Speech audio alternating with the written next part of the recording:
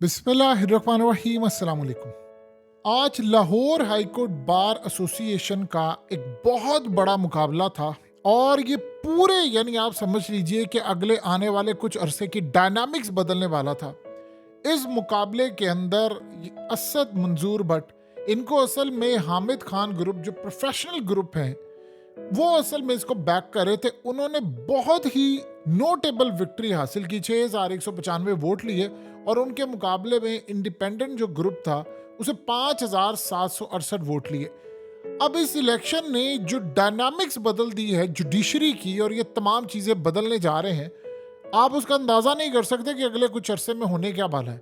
देखिए, आप सब जानते हैं कि लाहौर हाईकोर्ट बार एसोसिएशन का ये जो इंतखाब है, हामिद खान ग्रुप, उसको जेल से बैठकर एक शख्स ने सपोर्ट किया। उनको कहा कि फलाने बंदे को सपोर्ट करना है और जो लॉयर्स थे उन्होंने वोट कास्ट किया और वो इलेक्शन जीत गए।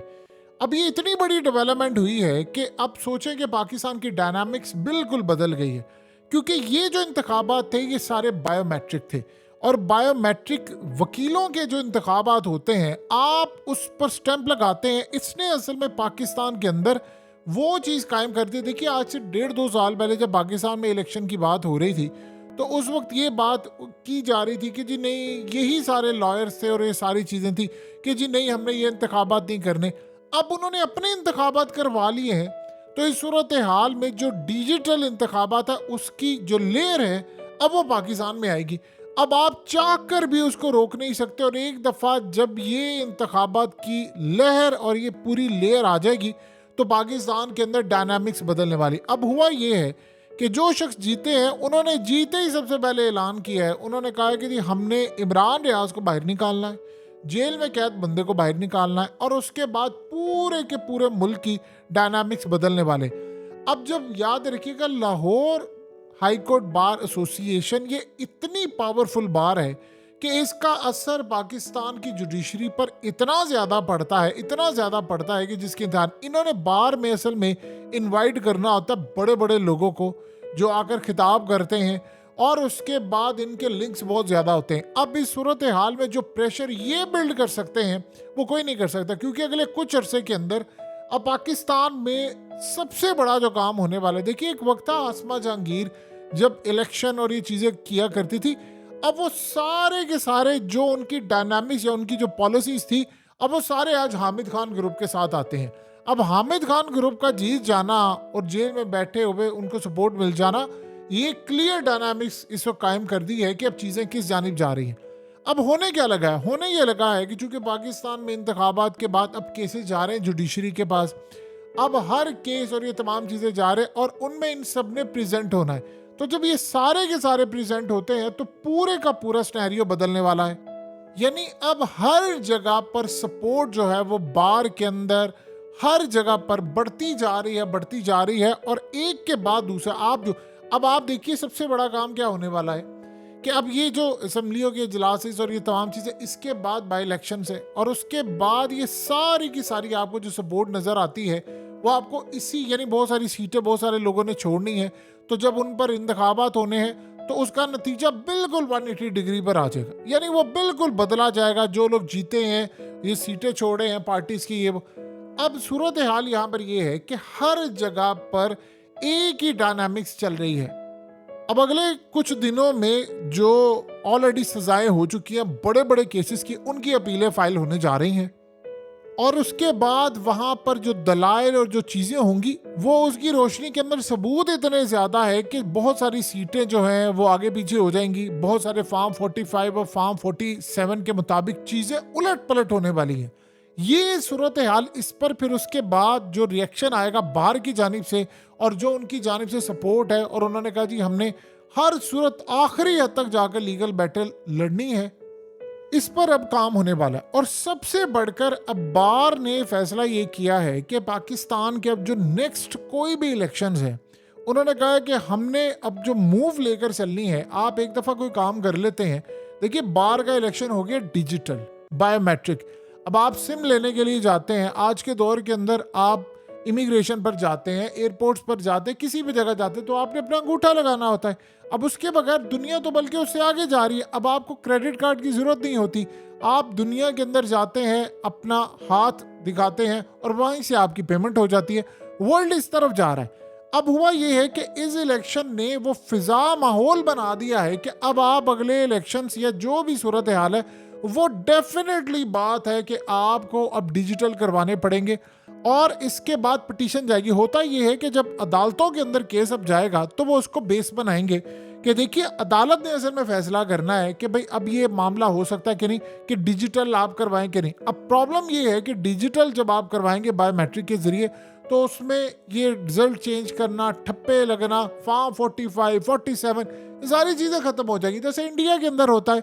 अब इंडिया में जब इलेक्शन होता है आप देखें कि इवन के राहुल गांधी के मोदी के साथ इख्तलाफात कितने ज़्यादा, लेकिन जब वहाँ पर इलेक्शन होता है तो वो पहले मुबारक दे देता है। और अभी भी जो इलेक्शन होना, मोदी ने 2 तिहाई बल्कि थर्ड से जो उसने जीता है, यानी 3/4 से उसने इलेक्शन जीतना है, तो वहाँ पर वो मुबारकबाद देते हैं।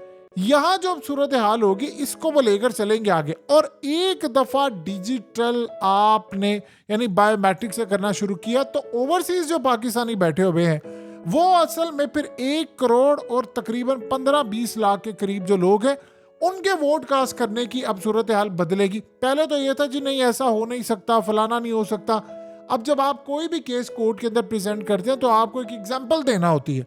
अब आप सोचें ज़रा कि इतनी ज़्यादा सपोर्ट हासिल है कि अब सूरत हाल ये पैदा हो गई है कि कोई भी बंदा आज़ाद उम्मीदवार हो या कुछ हो, यानी जेल से बैठा अगर कोई शख्स अगर सिर्फ अपना हाथ रख देता कि इसके ऊपर ये करना है और वो इलेक्शन जीत जाते। ये डायनामिक्स इंटरनेशनल सतह पर बड़े गौर से देखी जा रही है पाकिस्तान की सूरत हाल में कि अब ये क्या मामला चल रहा है। देखिए दूसरी जानिब जो सबसे बड़ा काम हुआ पड़ा है वो कुछ 2 चीज़ें पाकिस्तान को अभी तक समझ नहीं आ पा रही कि देखिए अगर लेट से इस कुछ अरसे के अंदर हम इस इलेक्शन की जानिब चले जाते जहाँ पर ये डिजिटल इंतखाबात होते हैं या बायोमेट्रिक का काम होता है, तो आप अंदाज़ा कर सकते हैं कि इसके बाद की सूरत हाल कितनी ज़्यादा बदल जाएगी पूरे खत्ते के हवाले से। यानी पाकिस्तान की सूरत हाल ये हो जाएगी कि इसके बाद अब ये आने वाला कुछ अरसा जो है, अब जेल से एक लेटर लिखा गया IMF को और कहा गया कि आपने कर्ज नहीं देना। अगर आपने कर्ज दिया किसी भी वजह से तो फिर आपको कर्ज यानी वापस नहीं मिलेगा, आपको किसी सूरत कर्ज वापस नहीं मिलेगा। अभी सारी सूरत हाल में आप देखिए कि हमारे लिए चैलेंज क्या बना हुआ है कि ईरान का जो गैस पाइपलाइन प्रोजेक्ट था, ईरान ने पाकिस्तान को कहा कि सितंबर का आपके पास टाइम है, अगर आपने सितंबर तक ये शुरू ना किया तो 18 अरब डॉलर आपको पे करना पड़ेंगे, इंटरनेशनल कोर्ट में आपको वो ले जाएंगे। और उधर पाकिस्तान ने स्टार्ट कर दिया, उन्होंने कहा ठीक है जी हम अमेरिका से बात करेंगे। अमेरिका ने अब आपको ये काम करने नहीं देना। तो अब 18 अरब डॉलर अगर कोई भी जगह पर आप पे नहीं कर पाते, यानी आपके पास तो इतना कर्ज ही नहीं है, आप तो को पैसा ही नहीं मिलता, तो 18 अरब डॉलर हमने उनका क्या पे करना। ये सूरत हाल इतनी ज़्यादा खतरनाक हो जाती है कि फिर आपके मामला चलाना मुश्किल हो जाता है। तो सरकार जो होती है वो कहते हैं कि ठीक है जी कुछ अरसे बाद ही हम इसको क्विट कर देते हैं। तब अगर जाकर ये फिर इंतखाबात होते हैं तो आप अंदाज़ा नहीं कर सकते कि फिर उसमें किस लेवल पर मामला सामने आते हैं। दूसरी सूरत हाल इस वक्त पाकिस्तान में ये हो गई है कि इंटरनेशनल सतह पर वो पाकिस्तान की सिचुएशन को देख रहे हैं कि यहाँ पर हालात बदल रहे हैं। अब लॉयर्स की जहाँ तक बात है अब वो असल में तगड़े होना शुरू हो गया। हर बार में एक ही ग्रुप अगर जीतना शुरू हो गया यानी हामिद खान ग्रुप, तो आप अंदाज़ा कर ले कि पाकिस्तान के अंदर जुडिशरी में जो आप जानते हैं पिछले काफ़ी अरसे से जजेस ने इस्तीफे दिए। अब हालिया जो कमिश्नर रावलपिंडी था उसने क्या काम कहा उसके बारे में अभी बहुत सारे चीज़ें अजीब और गरीब है, अभी तक किसी को नहीं पता कि वो बंदा कहाँ पर। उसने हालिया जब अपने मामला रखी तो उसने काजी फैज़ ईसा का नाम लिया था चीफ जस्टिस का, तो उसने कहा था कि भाई ये इसमें शामिल है। उस पर चीफ जस्टिस ने कहा था कि ऐसा थोड़ी हो सकता है कि कोई बंदा मुझ पर इल्ज़ाम लगाए और क्या। अब दूसरी जानिब जो पिटीशन दायर की जा रही है उसमें कहा जा रहा है कि जी फुल कोर्ट बेंच बनाया जाए। जब फुल कोर्ट बेंच होगा उसमें कहा जा रहा है कि इनको शामिल ना किया जाए, तो वहाँ पर ये जो बार अब जीत रही हैं उनका रोल बहुत ज़्यादा अहम होने जा रहा है। हामिद खान ग्रुप किसी दौर के अंदर इतना तगड़ा नहीं कंसीडर किया जाता था। अब जो आसमा जहांगीर की असल में लेगेसी थी वो सारी की सारी हामिद खान ग्रुप के अंदर आ गई है, और जो स्टार्स कभी उनके हुआ करते थे अब इस सारी सूरत हाल में यहाँ पर आ गए। सो आने वाले वक्त के अंदर हालात ये बता रहे हैं कि पाकिस्तान की डायनामिक्स बिल्कुल यकसर बदलती हुई नजर आ रही है। हालात बता रहे हैं कि कोई ज्यादा देर तक यहाँ पर टिक नहीं पाता। असल अब जो चैलेंज पाकिस्तान को शुरू होने वाला है वो पता ये चलेगा कि जब हमने IMF वाला मामला रखना है, अब IMF वाकई उस खत की बिना के ऊपर क्या कर्ज जारी करेगा पाकिस्तान को या नहीं, और उसकी बिना पर 2 ममालिक और पाकिस्तान के रिजल्ट्स को एक्सेप्ट करते हैं, जिनमें खास तौर पर याद रखिएगा चाइना और सऊदी अरब शामिल है। सो अगर ये दोनों सूरत हाल बिल्कुल इसी तरह चलती रहेंगी तो आने वाले वक्त में चीज़ें बड़ी क्लियर हो जाएंगी कि बाहर के जो इंतखाबात है इनका किस लेवल पर मुल्क पर असर पड़ता है।